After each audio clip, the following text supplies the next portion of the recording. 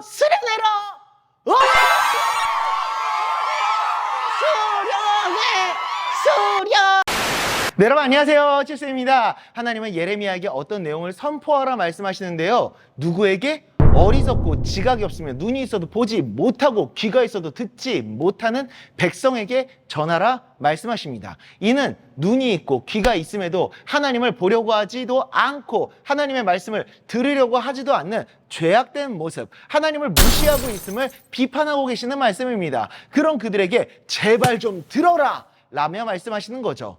그들의 죄는 바로 하나님을 두려워하지 않는 것이었습니다.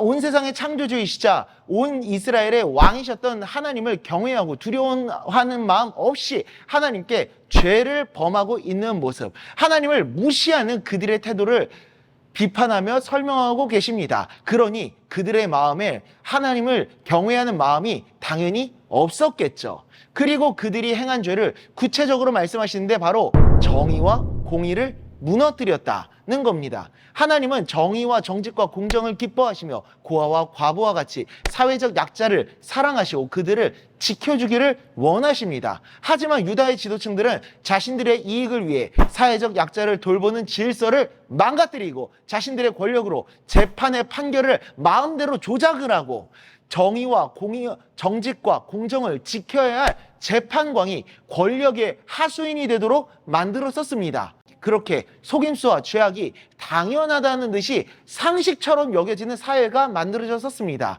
이렇게 사법체계의 권력화는 예배까지 뻗어나가 있었습니다. 선지자들은 하나님의 말씀을 전하지 않고 권력자들의 말에 듣기 좋은 거짓 예언을 전하고 예배를 주관하는 제사장들까지도 하나님이 아닌 권력의 하수인이 되어서 하나님의 뜻대로 예배를 진행하지 않고 권력자들을 위해 예배를 조정하는 등 하나님의 사람들까지도 타락하여 죄에 빠지게 되는 그런 사회가 만들어졌었습니다.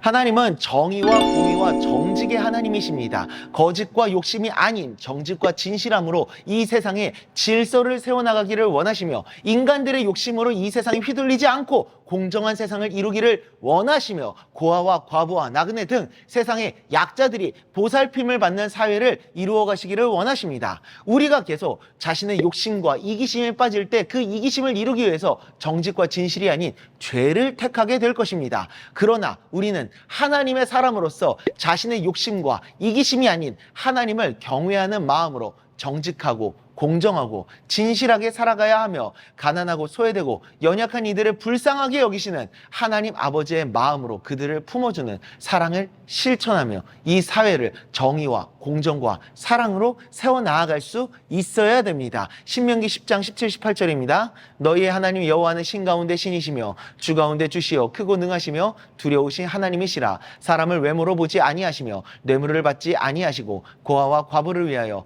정의를 행하시며 나그네를 사랑하여 그에게 떡과 옷을 주시나니. 아멘. 하나님의 사람답게 정직하고 공의롭고 정의롭게 행하며 하나님의 사랑을 실천하여 하나님께서 원하시는 세상을 만들어 나아가는 우리 모두가 될 수 있기를 간절히 소망합니다. 기도하겠습니다.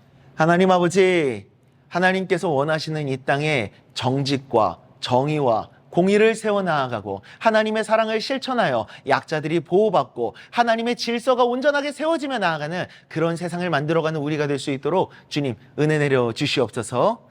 예수님의 이름으로 기도드리옵나이다. 아멘.